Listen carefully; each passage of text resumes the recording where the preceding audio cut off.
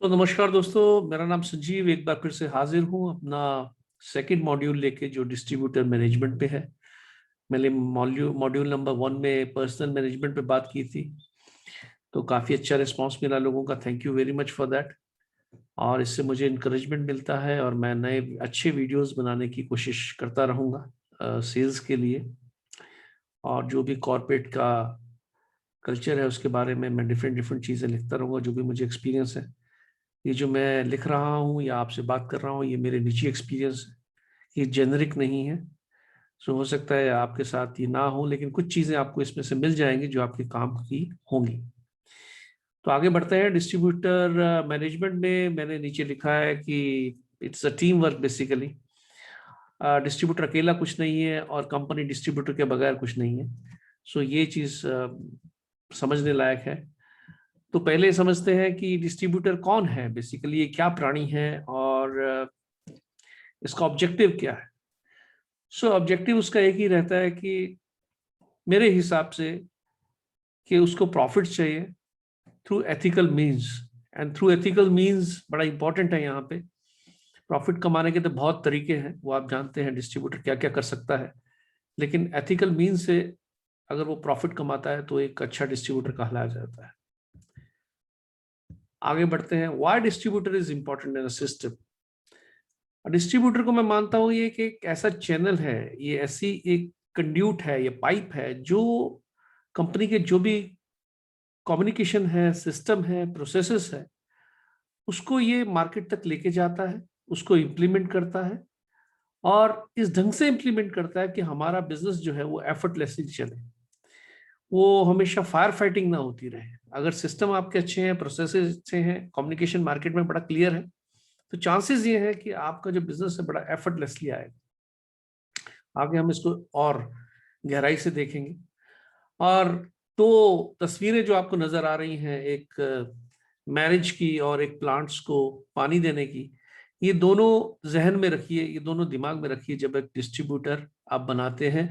ये long term relationship है और इसमें दोनों तरफ से सहयोग बड़ा जरूरी है, दोनों तरफ से वैल्यूडेशन बहुत जरूरी है, तभी ये जो है ये नाव चल पाएगी आगे। What is the attribute of good distributor. तो पहले एटीट्यूड की बात करते हैं। हाई एथिक्स वैल्यू सिस्टम होना चाहिए एक अच्छे डिस्ट्रीब्यूटर का। गुड मार्केट रेपुटेशन, ये जानते हैं आप कि अगर उसकी अच्छी रेपुटेशन नहीं है तो उसमें रिलेशनशिप में इश्यूज आ सकते हैं, रिटेलर्स के साथ, होलसेलर्स के साथ या मॉडर्न ट्रेड के साथ।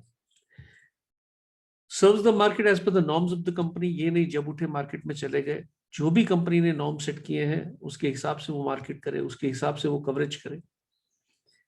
Passionate about the products brand he deals in, वो खुद में बड़ा जोश भरा हो उसमें प्रोडक्ट के बारे में, कंपनी के बारे में, ताकि वो लोगों को ज्यादा से ज्यादा इंफॉर्मेशन दे सके।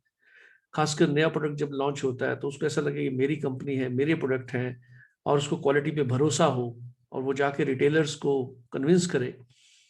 क्योंकि आप तो हमेशा मार्केट में नहीं रहेंगे, लेकिन आपकी एब्सेंस में जो है उसका लड़का या वो खुद जब मार्केट में जाते हैं तो वो पैशनेट होना चाहिए कि वो जो काम कर रहे हैं। Prompt to reply to the market complaints and queries. अब बहुत बार देखा गया है कि मार्केट से कुछ कंप्लेंट्स आ जाती हैं, कुछ एक्सपायरी है या क्वालिटी का इश्यूज है, तो उसको लेके उसको एकदम रिस्पॉन्ड करना चाहिए। उसको रिस्पॉन्ड अगर वो करता है, पूछता है, गहराई में जाता है और इंफॉर्मेशन अगर कंपनी को देता है कि ये प्रॉब्लम्स है, और कंपनी की हेल्प से अगर वो सॉल्व करता है, तो इस बहुत बढ़िया रिस्पॉन्स आपको रिटेलर से भी मिलेगा।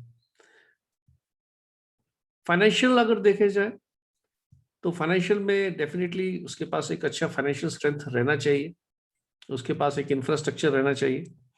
इंफ्रास्ट्रक्चर में आपका गोडाउन हो जाता है, उसके पास मार्केट में व्हीकल्स होने चाहिए जो रेगुलर सर्विस दे सके, उसके पास मैन पावर होनी चाहिए, उसके पास पूरे सिस्टम होने चाहिए। आजकल हर एक कंपनी डीएमएस लगा रही है, डिस्ट्रीब्यूटर मैनेजमेंट सिस्टम्स लगा रही है, तो ये सब चीजें उसको आनी चाहिए। लैपटॉप, कंप्यूटर, जो भी रिक्वायरमेंट है कंपनी की, वो सब उसके पास इंफ्रास्ट्रक्चर होना चाहिए। What is the attribute of a good distributor.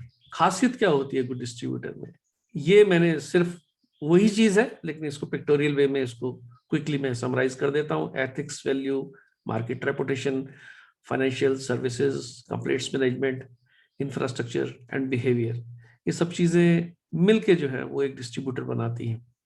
तो अगर ये चीजें एक डिस्ट्रीब्यूटर में पाई जाती हैं, मैं ये मानता हूं कि डिस्ट्रीब्यूटर संपूर्ण नहीं होते हैं, कोई भी, हम भी संपूर्ण नहीं, कोई ना कोई कमी तो होती है, लेकिन अगर उसमें एथिक्स, वैल्यू, बिहेवियर है, राइट, और एक एटीट्यूड है पॉजिटिव टुवर्ड्स द मार्केट, तो बाकी चीजें अपने आप ऑटोमेटिकली हम लोग उसको अपने तरह से ढाल सकते हैं, कंपनी के कल्चर की तरह से ढाल सकते हैं। लेकिन अगर अब बेसिक चीजें ही गड़बड़ी हैं तो फिर जरा थोड़ा सा मुश्किल हो जाता है।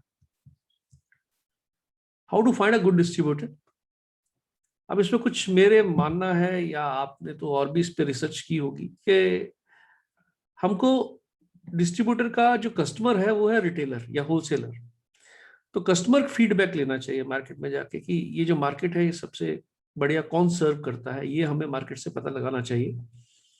और इस ढंग से हमारे को इवेल्युएशन करनी चाहिए, हमारे जो पैरामीटर्स हैं, उसकी सर्विस लेवल क्या है, उसका बिहेवियर क्या है, वो कितना क्रेडिट देता है मार्केट में, ये आपको रिटेलर से पता लग जाता है। और रिटेलर तो आपको मालूम है बेबाक होता है, वो बिल्कुल सही फीडबैक देगा, और उसके बेसिस पे आप जो भी है, चाहे वो मॉडर्न ट्रेड का आपका वो है डिस्ट्रीब्यूटर, तो मॉडर्न ट्रेड से पता कीजिए। रिटेलर है, अगर होलसेल के लिए स्पेशल डिफरेंट डिस्ट्रीब्यूटर बनाना चाहते हैं तो होलसेल में जाके पूछिए कि कौन सा ऐसा डिस्ट्रीब्यूटर है जिसकी पकड़ मार्केट में बहुत अच्छी है। अपने दोस्तों से, अपने बहुत सारे दोस्त हैं आपके जो डिफरेंट कंपनीज में काम करते हैं, वहां से आपको इन्फॉर्मेशन मिल सकती है। एक और भी तरीका है, जो डिस्ट्रीब्यूटर एसोसिएशन हर एक शहर में होती है, तो वहां पे आपको काफी इंफॉर्मेशन मिल सकती है, उनके प्रेसिडेंट से मिल सकते हैं, पूछ सकते हैं कि हम ऐसे सा डिस्ट्रीब्यूटर ढूंढ रहे हैं, ये हमारी कंपनी का प्रोफाइल है और आप सजेस्ट कीजिए। तो हो सकता है कई बार वो 4-5 नाम जो है आपको गिना देता है, ये भी एक जरिया है, एक सोर्स है। सोशल मीडिया पे बहुत सारे मैंने देखा है कि मल्टीपल डिस्ट्रीब्यूटर्स के ग्रुप अपने बने हुए हैं जो अवेलेबल हैं, जहां से आप उनको अप्रोच कर सकते हैं या उनके मेंबर बन सकते हैं।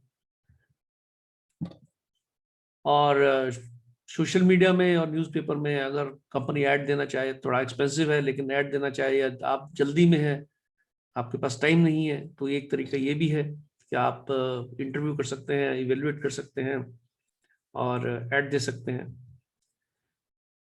ट्रेड फेयर्स अगर होते हैं, वहाँ पे बहुत सारे डिस्ट्रीब्यूटर कई बार विजिट करते हैं, लोकलाइज्ड जो होते हैं वहाँ पे वो आते हैं, तो वहाँ पे भी आप अपना कांटेक्ट बना सकते हैं, वहाँ से कुछ लीड आपको मिल सकता है। तो ये चीजें हैं जो आप देख सकते हैं। मीटिंग विद प्रोस्पेक्ट डिस्ट्रीब्यूटर, अब जब आपने लिस्टिंग बना ली है, आपको मालूम है कि 2-3 डिस्ट्रीब्यूटर जो हैं इनसे हमको मिलना है, तो उसके लिए एक तैयारी करनी बहुत जरूरी है, जो अमूमन नहीं करते हैं लोग बाग। और मैं तो ये कहूंगा, जब डिस्ट्रीब्यूटर बनाना है तो किसी ना किसी सीनियर कलीग को साथ जाना बहुत जरूरी है। अगर एसओ जा रहा है तो उसके साथ एएसएम जाए, अगर एएसएम जा रहा है आरएसएम जाए। बिकॉज मेरा मानना है डिस्ट्रीब्यूटर बनाना एक बड़ा लॉन्ग टर्म जो है ये एसोसिएशन है। जितना डिस्ट्रीब्यूटर आप बदलेंगे मार्केट में, उतना कंपनी का रेपुटेशन मार्केट में खराब होता है। और हर बार जो है नया डिस्ट्रीब्यूटर बनाने से क्या है कि पुरानी प्रॉब्लम जो है वो एग्जिस्ट करती रहती है मार्केट में, और नया डिस्ट्रीब्यूटर भी ढंग से काम नहीं कर पाता है। तो ये बड़ा इंपॉर्टेंट है, आप धैर्य से डिस्ट्रीब्यूटर बनाइए। इसीलिए मैंने लिखा है don't be in a hurry to make distributor. Distributor सिर्फ इसलिए नहीं है कि हमें कोई ऑर्डर चाहिए, लास्ट वीक में हम एक डिस्ट्रीब्यूटर खड़ा कर दें क्योंकि मेरा टारगेट पूरा नहीं हो रहा है, या एग्जिस्टिंग डिस्ट्रीब्यूटर कुछ तंग कर रहा है, जो भी है, और डिस्ट्रीब्यूटर बना दिया जाए, अगले महीने फिर देखेंगे, तो ये एटीट्यूड जो है वो हमारा नहीं होना चाहिए। तो इसलिए बड़े धैर्य से सोच समझ के डिस्ट्रीब्यूटर बनाइए। ये मेरा एक और आपको सजेशन है कि एक स्मॉल प्रेजेंटेशन जो है ना, हमेशा रेडी रखिए अपने मोबाइल पे, लैपटॉप पे, जिसमें विजन, मिशन, वैल्यूज कंपनी का हो, प्रोडक्ट क्या है, उनका यूएसपी क्या है, मार्केटिंग प्लान क्या है, फाइनेंशियल्स क्या है। उसको फाइनेंशियल अपने उस टेरिटरी में देखने हैं। अगर आप लुधियाना में एक डिस्ट्रीब्यूटर बनाते हैं तो वो ये देखना चाहता है कि लुधियाना में आपकी सेल कितनी है, पहले किन किन डिस्ट्रीब्यूटर्स ने काम किया। उसके भी सवाल रहते हैं कि आप डिस्ट्रीब्यूटर क्यों बदलना चाहते हो, राइट। सो ये प्रेजेंटेशन जो है अगर आप नहीं बना पाते तो मैं तो कहूंगा एरिया सेल्स मैनेजर से वो बना के अपने लड़कों को एक तैयार रखें कि भाई, और अपडेट करते रहें उसको कि ये जो है ये प्रेजेंटेशन हमको दिखानी है। एक बड़े प्रोफेशनल अप्रोच से हमारे को डिस्ट्रीब्यूटर तक जाना पड़ेगा। लेकिन इसको करने के लिए ये है कि उससे एक प्रॉपर मीटिंग शेड्यूल तय करनी पड़ेगी, टाइम लेना पड़ेगा। ये नहीं कि वो बिजी है, उसके काउंटर पे जाके बैठ गए, वो आपसे भी बात कर रहा है, 10 लोगों से और से भी बात कर रहा है, बिजी है कभी फोन पे। तो ये थोड़ा सा डिस्ट्रैक्शन को हटा के उससे आपको टाइम लेना पड़ेगा कि 1 घंटा हमें दीजिए, हम आपके अपने बॉस के साथ आपसे मीटिंग करना चाहते हैं और हमारा यही एजेंडा है, हम आपको प्रेजेंटेशन देंगे 10 मिनट की, और आपके सारे सवालों जवाबों का जो है तो डिस्कशन करेंगे उस पर। Show the presentation without undivided attention, कोई बीच में तुमको वो नहीं चाहिए, डिस्ट्रक्शन नहीं चाहिए। टेक योर बॉस अलोंग, ये मैंने पहले भी कहा है। Keep product samples with you. अब क्या है कि हम बगैर सैंपल के भी कहीं चले जाते हैं, डिस्ट्रीब्यूटर को सैंपल देखना है आपका, खासकर अगर आप नई कंपनी है तो बड़ा इंपॉर्टेंट हो जाता है। उसको क्वालिटी चेक करनी है आपको, उसकी पैकेजिंग देखनी है आपको, तो वो बड़ा इंपॉर्टेंट है। Share and discuss the distributor format. कोई भी अगर आपके फॉर्मेट आपने बनाया डिस्ट्रीब्यूटर को, या पॉलिसी है या टर्म्स एंड कंडीशंस है, वो उसको भरवाने से पहले अगर वो मान जाता है तो उसको पूरा एक्सप्लेन कीजिए कि हम कैसे स्कीम चलाते हैं, हमारा क्लेम मैनेजमेंट सिस्टम क्या है, क्लेम कितने दिन में भरना पड़ता है, क्लेम कितने दिन में वापस आता है, राइट। सर्विस पैरामीटर क्या है, कितने लड़के रखने पड़ेंगे, गोडाउन साइज क्या है आपका, हमारी पेमेंट टर्म्स क्या है, राइट। देखिए ये चीजें मैं क्यों एम्फेसिस कर रहा हूँ कि अगर राइट फ्रॉम द बिगिनिंग जो है ना आप टर्म एंड कंडीशंस बड़े क्लियर रख देना, तो फिर लेटर स्टेजेस पे आपके कॉन्फ्लिक्ट नहीं होंगे, ठीक है। अगर यहाँ पे थोड़ा सा ऊंच नीच हो गई या क्लैरिफिकेशन उसकी आप जवाब नहीं दे पाए तो बड़ा मुश्किल है। तो ये टोटल प्रोसेस ऐसी है, कई बार ऐसा होगा कि उसके जवाब जो है एसओ नहीं दे पाएगा। तो इसलिए मैं कह रहा हूं कि एएसएम को उसके साथ हमेशा जाना चाहिए ताकि 2 आदमी जो है उसको हैंडल कर सके। Late commercial evaluate the details. अगर आपने डिटेल दे दिया तो कई बार कमर्शियल जो अच्छी कंपनीज में वो बैलेंस शीट भी मांगते हैं कि इतना बड़ा डिस्ट्रीब्यूटर बन रहा है, बैलेंस शीट दिखाइए, उसकी परफॉर्मेंस क्या है डिस्ट्रीब्यूटर की, राइट। कहीं उसके पास पैसा है कि नहीं है, उसका अपना पैसा कितना बिजनेस में लगा हुआ है, वो कितना क्रेडिट मार्केट में देता है। तो ये सब चीजें जो है वो कमर्शियल को इवेल्युएट करने के लिए देना चाहिए। You should not be in a hurry. मैं ये नहीं कहता कि डिस्ट्रीब्यूटर प्रॉस्पेक्ट डिस्ट्रीब्यूटर से डिस्कशन करने के बाद 2-2 महीने डिस्ट्रीब्यूटर के खोजबीन करते रहिए, ये नहीं मैं कह रहा। लेकिन हाँ, एक स्टिपुलेटेड टाइम में जो है आप इस पूरा प्रोफाइल को चेक करके फिर आप डिसीजन लीजिए। ओपन द कस्टमर कोड, उसके बाद जो भी है आपका, जो भी कंपनी टू कंपनी प्रोसेस अलग होता है, take the order, start supplies. और ये भी बड़ा इंपॉर्टेंट है कि सप्लाई उसको टाइम पे पहुंचे। ऑर्डर हमने ले लिया उससे, सप्लाई टाइम पे नहीं पहुंची, जो एसक्यू उसको चाहिए वो नहीं पहुंचे, तो पहले बारी में ही इंप्रेशन खराब हो जाता है। तो इसलिए डिस्ट्रीब्यूटर बनाते वक्त जो है ना ये बड़ा इंपॉर्टेंट है कि आप कैसे बिहेव करते हैं। ये जो अगर आप देख रहे हैं स्लाइड, अगर इस पे बहुत अच्छा काम कर लेते हैं ना आप, तो मैं कहता हूँ आपका डिस्ट्रीब्यूशन सिस्टम जब स्टेबल होगा ना तो क्या होगा, आपकी ग्रोथ ऑटोमेटिकली गारंटेड है। हमेशा होता क्या है, नए डिस्ट्रीब्यूटर आ रहे हैं टेरिटरी में, पुराने जा रहे हैं, तो एसओ से पूछो या एसएम से पूछो तो जवाब नहीं है उसका। लेकिन कोई भी ये कहने को तैयार नहीं होता कि सर जो कॉन्फ्लिक्ट है वो हम हैंडल नहीं कर पा रहे हैं मार्केट में। मैं आगे आऊंगा उस पर भी क्या क्या कॉन्फ्लिक्ट होते हैं।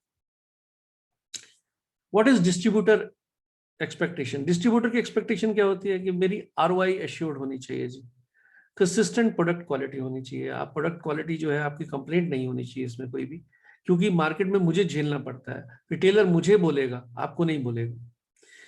Clear communication regarding policy system. Distributor का एक बहुत बड़ी शिकायत भी कह लीजिए, एक्सपेक्टेशन ये होती है कि मेरे को कम्युनिकेशन जो है ना, चाहे स्कीम के बारे में चाहे क्लेम के बारे में, वो बिल्कुल बराबर पहुंचना चाहिए। आप रिटर्न में मुझे दीजिए, आप वर्बल मत बोलिए, राइट। और ये मैंने पहली स्लाइड पहली वीडियोस में भी कहा है कि जब भी हमारा वर्बल कम्युनिकेशन ज्यादा बढ़ जाता है ना, तो उसमें क्या है, एसओ देखिए आज टेरिटरी में है या एएसएम आज टेरिटरी में, वो टेरिटरी छोड़ के चला गया, अब नया एएसएम आएगा। तो नए एसएम को अगर डिस्ट्रीब्यूटर बोलता है कि मेरा पुराने क्लेम पड़े हुए हैं उनको सेटल कीजिए, तो बोलता है अप्रूवल लाइए। बोलता ही है, ये बात जनरल होती है कि अप्रूवल तो है नहीं जी, पुराने वाले साहब तो वर्बल कम्युनिकेट करते थे। तो ये चीजें जो है ये थोड़ा अवॉइड कीजिए, ठीक है। No verbal communication, wrong commitment कुछ नहीं है। अब रॉन्ग कमिटमेंट इस तब टाइप की हो जाती है कि लोग बाग कई बार ये बोल देते हैं कि यार देखो तुम मुझ पे भरोसा करो। बात भरोसे की नहीं है, बात प्रोसेस की है, सिस्टम की है, राइट। तो ये हमारी तो कंपनी नहीं है, हम तो कंपनी के एम्प्लॉय हैं। तो जो कंपनी प्रोसेसेस कह रही है, जो कंपनी के ऊपर से कम्युनिकेट कर रहे हैं आपके बॉसेस, वही आपको आगे कम्युनिकेट करना है, वो भी रिटर्न में। Scheme should be communicated in advance. ये भी एक बहुत बड़ी एक इशू रहता है कि मेरे पास तो स्कीम ही 15 दिन बाद आए जी, मुझे तो किसी ने बताया नहीं जी, मेरे पास स्कीम रिटर्न में नहीं आती जी। ये बहुत बड़ा एक गैप रहता है, इसको देखिए। और देखिए, मैं फिर से कह रहा हूं, मैं जेनरिक नहीं कह रहा, लेकिन ये चीजें मैंने फील्ड में देखी हैं। शायद अगर आप इनको संवारोगे, आप बहुत अच्छी प्रोग्रेस कर सकते हो। पहली वीडियो क्या थी मेरी, पर्सनल मैनेजमेंट पे थी, लेकिन वहीं से ये चीजें भी निकल के आती हैं। अगर आपका पर्सनल मैनेजमेंट बड़ा अच्छा है ना, आपका बिहेवियर, एटीट्यूड, हैबिट्स, तो ये ऑटोमेटिकली आपका रिफ्लेक्ट होंगे इसमें। Claim system should be simplified and dispersed in time. Claim एक बहुत बड़ा इशू है, बड़े बड़े क्लेम है। क्लेम का पहले तो बनना, 2-2 महीने क्लेम नहीं बनेंगे, फिर वो कमर्शियल के पास जाएंगे, फिर कमर्शियल क्वेश्चन करेगा, तो बीच में ही लटके रहते हैं। अगर कोई ईमानदार डिस्ट्रीब्यूटर, अच्छा डिस्ट्रीब्यूटर है, वो कहता है यार 3-3 महीना तो मेरा पैसा आपके क्लेम्स में फंसा रहता है, मेरा वर्किंग कैपिटल, और जितना बड़ा बिजनेस होगा उतना क्लेम्स में फंसता रहेगा पैसा। तो मैं तो गुजारिश करूंगा कंपनी के लोगों से, या तो सिंप्लीफाइड करें, या तो ऐसा रखें ही ना, जो भी क्लेम है वो प्राइमरी पे बनाए, बात खत्म है। लेकिन अगर आपको लगता है कि प्राइमरी पे उसका मिसयूज हो सकता है, तो सेकेंडरी पे बनाते हैं तो कुछ ऐसी व्यवस्था कीजिए कि क्लेम मैनेजमेंट जो है वो बड़ा आपका शार्प हो। Otherwise distributor will be disappointed. बहुत सारे डिस्ट्रीब्यूटर सिर्फ क्लेम मैनेजमेंट के कारण कंपनीज को छोड़ देते हैं। Regular market visit from the front line, ये बहुत बड़ी कंप्लेंट आती है कि एक्सपेक्टेशन होती है डिस्ट्रीब्यूटर की, सर आपका लड़का जो है वो टाइम पे नहीं आ रहा, आपका लड़का रेगुलर इंटरवल पे नहीं आ रहा, मेरे लड़के के साथ कोई मार्केट में वर्क नहीं करता, या मेरे साथ कुछ नहीं करता। तो ये एक बड़ा एक इशू है, जिसको हम लोग रिजॉल्व करना चाहिए, हमको ये सोचना चाहिए। Top management visit to understand the ground reality. अब ये टॉप मैनेजमेंट का फर्ज है, हम सब चीजें तो एसओ पे नहीं छोड़ सकते, सब चीजें एसएम पे नहीं छोड़ सकते, तो रीजनल सेल्स मैनेजर है या एनएसएम है, इनका फर्ज भी बनता है, चाहे वो डिस्ट्रीब्यूटर मीट के जरिए, चाहे वो इंडिविजुअल जो है टॉप डिस्ट्रीब्यूटर्स जो है। हालांकि आई अंडरस्टैंड कि ज्योग्राफीज बहुत बड़ी हैं, ट्रेवल टाइम नहीं मिलता, एचओ में बहुत ज्यादा काम होता है, लेकिन डिस्पाइट दैट, बिकॉज ये बहुत इंपॉर्टेंट लिंक है हमारे डिस्ट्रीब्यूटर होगा। और जब मैं डिस्ट्रीब्यूटर कह रहा हूँ, तो इसका मतलब सब सुपर भी इसमें आ जाते हैं, इसमें जो भी जिस भी प्रकार का, कहीं स्टॉकिस्ट बोलते हैं, कहीं सुपर स्टॉकिस्ट है, कहीं डिस्ट्रीब्यूटर मॉडल है, अलग अलग मॉडल है डिस्ट्रीब्यूशन के, तो ये सबके लिए एप्लीकेबल रहता है। एक्सपायरी स्टॉक, ये एक बहुत बड़ा इशू रहता है। एक्सपायरी स्टॉक की पॉलिसी क्या है, राइट, वो पता नहीं होता उसको। एक्सपायर स्टॉक हो गया, उसका क्या करना है। तो आनंद फानन में जब कंप्लेंट्स ऊपर जाती है कि जी एक्सपायरी स्टॉक पड़ा रहे, यार जैसे भी करो करो इसको, जो भी करना है करके इसको रफा दफा करो। तो ये चीजें नहीं होनी चाहिए, should be well defined in your policy. Companies prompt help in handling market complaints. अब कई बार डिस्ट्रीब्यूटर को ऐसी कंप्लेंट्स आ जाती है मार्केट से जो उसकी वजह से नहीं होती, कोई ब्रांडिंग की कंप्लेंट्स आ गई, कोई पीएफएस एफएसएसआई, ये जो इंस्पेक्टर्स घूमते हैं, ये सैंपल उठा लिया, सैंपल फेल हो गया, तो ये उसकी हेल्प करनी है। कई बार ये वो बेचारा खुद एडवोकेट करता है, वो केस लड़ रहा होता है ना, कंपनी पीछे हट जाती है, तो ये नहीं होना चाहिए। ये कंपनी को उसको सपोर्ट देना चाहिए, उसकी इंफॉर्मेशन बकायदा लीगल डिपार्टमेंट को कंपनी के जानी चाहिए, and you should be getting full support in this respect. आगे बढ़ते हैं। What is the companies expectation, हमारी एक्सपेक्टेशन क्या है उससे। Distributor should follow company norms, policy, system. उसको उसको टेम्परिंग नहीं करनी है, उसके साथ खिलवाड़ नहीं करना है, उसके साथ जो भी नॉर्म है, पॉलिसी है, उसको सिस्टम को फॉलो कीजिए। बात बड़ी सिंपल सी है।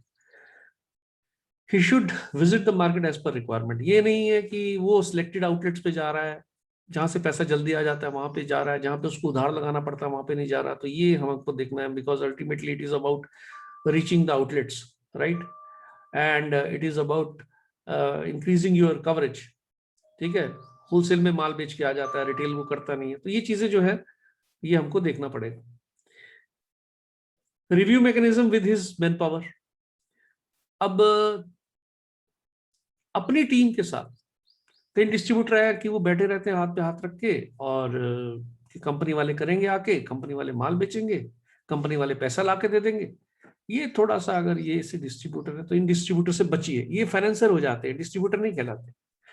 तो रिव्यू मैकेनिज्म, अगर उसकी मैन पावर है तो शाम को बैठ के मैंने देखा डिस्ट्रीब्यूटर्स को कि वो उनसे रिव्यू लेते हैं, हाँ भाई कितने आउटलेट किए, कम माल क्यों बेचा, एसक्यूज कम क्यों, रेंज सेलिंग क्यों नहीं की, ये प्रोडक्ट बिक नहीं रहा, इसको पुश क्यों नहीं किया, स्लो मूविंग है ये। तो ये चीजें सब डिस्कस अगर होती हैं तो इनको डर बना रहता है उसकी मैन पावर को, कि हाँ अगर मैन पावर खुली छूट दे देंगे, तो ये डिस्ट्रीब्यूटर को समझाना बड़ा इंपॉर्टेंट है हमारे लिए कि बेसिकली बॉस आप कंपनी के लिए धंधा तो कर रहे हैं, लेकिन अपने लिए भी कर रहे हैं। ठीक है, अगर आप आरओआई चाहते हैं तो फिर आपको अपना रिव्यू मैकेनिज्म स्ट्रॉन्ग करना पड़ेगा। टेक्नोलॉजी से भी अब कई लोग हैं कि मुझे तो कंप्यूटर नहीं चलाना आता जी, मुझे तो लैपटॉप नहीं चलाना आता, मुझे मोबाइल डीएमएस नहीं चलाना आता।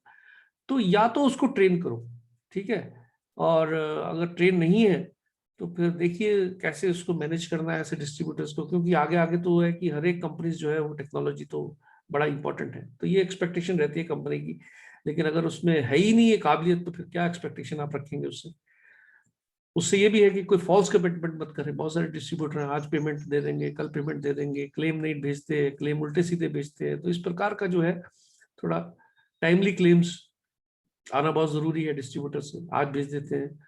कई लोग तो ऐसा है कि पेमेंट के बारे में बोल देते हैं 15 तारीख को पेमेंट आ जाएगी सर। वैसे तो लोग बाग एडवांस में काम कर रहे हैं आजकल, कंपनीज एडवांस चेक है, आरटीजीएस है, लेकिन फिर भी लोग बाग आरटीजीएस का नंबर भी दे देते हैं, उसके बाद भी पेमेंट नहीं आती। FIFO liquidation of near expiry stock, ये डिस्ट्रीब्यूटर को भी ध्यान रखना है। एसओ एसएम कंपनी का ध्यान तो जरूरी है ही। जब वहां पे विजिट करें और वो देखें, वो हम अगले मॉड्यूल में पढ़ेंगे कि डिस्ट्रीब्यूटर विजिट में क्या क्या देखना चाहिए। लेकिन ये एक्सपेक्टेशन है कि भाई तुम्हारा अभी तो एक्सपायरी है ना। कंपनी कंपनी क्या होती है, जब तुमको बिल हो गया तो तुम्हारा स्टॉक हो गया ये। जब तुम्हारा स्टॉक हो गया तो आपको ये देखना है कि आप इसको कैसे फीफो करें, कैसे लिक्विडेशन करें। तो ये एजुकेशन हमको देनी पड़ेगी अगर वो है नहीं तो। लेकिन अगर आप सिलेक्शन ऑफ डिस्ट्रीब्यूटर बहुत इंपॉर्टेंट है ना राइट फ्रॉम द बिगिनिंग, तो ये प्रॉब्लम्स नहीं आती। Proper disbursement of scheme to retailer, ये भी एक्सपेक्टेशन हमारी होती है उससे, डिस्ट्रीब्यूटर से, कि जो स्कीम्स ऊपर से आई है वो प्रॉपर रिटेलर तक जाए, राइट। अपनी मर्जी से उस स्कीम को टेम्परिंग मत करे। टाइमली एमआईएस, अब बहुत सारा प्रेशर रहता है कंपनीज पे, आपको 5th को ऑफ एवरी मंथ जो है, या जो भी आपकी डेट्स फिक्स हैं, आपको एचओ को भेजना है या रीजनल ऑफिस में एमआईएस भेजना है, सेकेंडरी प्राइमरी जो भी तरह तरह के आपके फॉर्मेट्स हैं उसमें। अगर डिस्ट्रीब्यूटर नीचे से ही नहीं कुछ भेज रहा तो फिर बड़ा मुश्किल हो जाता है। तो कई बार डिस्ट्रीब्यूटर डिपेंड करता है एसओ के ऊपर कि जी आप एमआईएस भी बना दो, मेरे क्लेम्स भी बना दो, ठीक है, स्कीम्स भी मेरी बना दो। तो वो डिस्ट्रीब्यूटर एसओ जो है मार्केट में जाने के बजाय डिस्ट्रीब्यूटर पॉइंट पे बैठा रहता है, वो यही काम करता रहता है। तो ये थोड़ा सा हमारी एक्सपेक्टेशन रहती है डिस्ट्रीब्यूटर से। लेकिन ये एक्सपेक्टेशन तब है, डिस्ट्रीब्यूटर तो हम नहीं बनाया, राइट। तो पहले ही आप ध्यान रखिए इन चीजों का, जब डिस्ट्रीब्यूटर बना रहे हैं उसको पहले ही चीजों को क्लियर कर दिए कि भैया ये एक्सपेक्टेशन है। आगे बढ़ते हैं। ये मैंने दोनों तरफ से लिखे हैं, ये इसको समराइज किया बेसिकली। कंफ्लिक्ट कहाँ है, डिस्ट्रीब्यूटर क्यों बोलता है कि कंपनी के साथ मेरे को काम नहीं करना, आरओआई नहीं बन रही मेरी। अगर हम लोग पहले लेफ्ट वाले पढ़ते हैं, डिस्ट्रीब्यूटर वाले पढ़ते हैं, कंपनी ऑफिशियल बिहेवियर के साथ कंपनी ऑफिशियल बदतमीज से बात करते हैं, ईगो बड़ी हाई है, या बात नहीं सुनते हैं, या दबा के रखते हैं मुझे, ये चीजें बड़ी आती हैं। Verbal communication on scheme, distributor ये भी बोलता है कि स्कीम मुझे टाइम पे नहीं दी जाती, लिखित रूप से मेरे को कुछ नहीं दिया जाता है, मैं मार्केट में 5% दे दिया, वो बोल रहे हैं 5% का क्लेम नहीं बनेगा आपका, 2% का बनेगा, लिखित में कुछ है ही नहीं। No market visit by company official, आपके कंपनी ऑफिशियल्स आते ही नहीं है, टाइम पे नहीं आते, विजिट नहीं करते हैं, विजिट करते हैं तो मेरे को नहीं बताते हैं कि मार्केट में विजिट क्या किया। ऑर्डर लेते हैं तो वहां से कुछ पेमेंट की बात नहीं करते हैं। मेरी कई आउटलेट्स में पेमेंट फंसी हुई है, ऑर्डर दिए जा रहे हैं लेकिन पेमेंट नहीं आ रही है। Late scheme communication, claim rejected, बहुत सारे क्लेम रिजेक्ट कर दिए जाते हैं, मेरे को बताया नहीं जाता क्लेम मेरी क्या गलती है। क्लेम रिम्बर्समेंट जो है वो बहुत लेट है सर आपकी कंपनी से, आपकी कंपनी 3-3 महीने लगा जाती है क्लेम को, ठीक है। एक्सपायरी स्टॉक इशू, कुछ एक्सपायरी की पॉलिसी नहीं है, एक्सपायर स्टॉक है, मुझे बोल दिया गया था कि एक्सपायर को जला दो या इसको कुछ भी कर दो, डिस्ट्रॉय कर दो, लेकिन उसका क्लेम ही नहीं आया। तो ये बड़ा इंपॉर्टेंट है। Personal favours by company staff, सब मुझे पर्सनल फेवर्स मांगी जाती हैं मुझसे, तो वो अच्छी बात नहीं है। New distributor appointment without information, मुझसे पूछे बगैर एक शहर में एक और नया डिस्ट्रीब्यूटर बना दिया, मुझे बताया नहीं गया मेरे पास क्या कमी है मेरी, मेरे से कोई डिस्कशन नहीं होती। तो ये चीजें जो है ये बड़ी इंपॉर्टेंट है। अब कंपनी के साथ क्या इशू रहता है उधर भी देख लीजिए आप। कंपनी कहते हैं कि बिहेवियरल इश्यूज है इन द मार्केट। हम भैया रिटेल आउटलेट्स पे गए, वहां पता लगा कि आप तो बड़ी बदतमीजी से बात करते हो, आप बोलते हो पेमेंट आज चाहिए नहीं तो माल नहीं आएगा, आप में बिल्कुल भी लिहाज नहीं है रिटेलर से कैसे बात करनी है, आपकी कवरेज नहीं है पूरी, आप अपनी मर्जी से आउटलेट करते हो, पूरे आउटलेट करते नहीं हो ढंग से, और गिने चुने आउटलेट करते हो जहां से आपको पैसा वापस आ जाता है। आप इंटरेस्ट ही नहीं हो कंपनी की ग्रोथ में, आपको लगता ही नहीं है कंपनी के साथ आगे बढ़ना है, आपका कोई प्लान ही नहीं है, यू आर हैप्पी। और हमको तो हर बार ग्रो करना है, business is all about growth. Untimely MIS, आप एमआईएस का ना आपने लड़का रखा है ना आपको खुद कंप्यूटर चलाना आता है, तो एमआईएस तो आप दे ही नहीं पाते हो। बिजनेस विद कॉम्पिटिटर, आपने हमारे प्रोडक्ट का एक और बिजनेस, एक और काम ले लिया, कंपटीशन में कैसे आप आ गए। लेकिन ये, अब ये याद रखिए, ये जब हमने डिस्ट्रीब्यूटर बनाया था, ये सब टर्म्स एंड कंडीशन पहले से उसको देनी है हमको। फॉल्स क्लेम आप बना रहे हो, ठीक है, हमने आपको कुछ और कुछ कहा था, आपने और कुछ स्कीम चला दी मार्केट में, आप चला दी, तो उसके बाद आप ये क्लेम आपके रिजेक्ट इसलिए हो रहे हैं। बैड पेमेंट्स, डिफॉल्टर, पेमेंट आपकी टाइम नहीं आती, आप बहुत बार कमिट करते हैं, कई बार तो आप आरटीजीएस भी नंबर दे देते हैं, गलत नंबर दे देते हैं, और उसके बाद आपकी पेमेंट नहीं आती। Communication with the company top official, आप हमेशा ऊपर ही बात करते रहते हैं, हर बार यही बात करते हैं, मेरी आरएसएम साहब से बात होगी, मेरी एनएसएम से बात होगी, हमारा जो एसओ आ रहा है उसको आप बिल्कुल अहमियत नहीं देते हैं, उसके साथ काम नहीं करते, राइट। ईगो क्लैश, कई बार डिस्ट्रीब्यूटर सोचता है कि मैं तो बहुत बड़ा हूँ, मैं तो ऊपर ही बात करूंगा, नीचे बात तो करूंगा ही नहीं, तो ऐसे भी हो जाता है कई बार, तो इस प्रकार का होता है। अब ये क्या है, इसमें ध्यान रखिए कि do not make distributor only by evaluating the financial strength. ये मैं इसलिए बोल रहा हूँ आपको कि फाइनेंशियल स्ट्रेंथ हम फाइनेंसर बनाने नहीं जा रहे हैं, इसलिए ओनली फाइनेंशियल स्ट्रेंथ मत देखिए। बहुत सारे एसओ से मैं मिला, वो क्या करते हैं, वो बोलते हैं कि सर बहुत बड़ा डिस्ट्रीब्यूटर है, मर्सिडीज रखी है, बहुत बड़ा उसने कारोबार है उसका, लेकिन मुझे उससे कोई लेना देना नहीं है, उसके पास क्या एसेट है।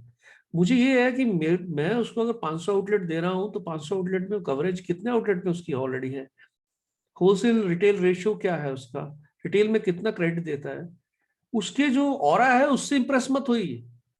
वो गोल्फ खेलता है, वो बड़ी बड़ी कारों में आता है, बड़ी बड़ी कोठियां हैं उससे, उससे कोई मतलब नहीं है बस, ठीक है। तो इससे इन्फ्लुएंस मत होना, फाइनेंशियल स्ट्रेंथ है।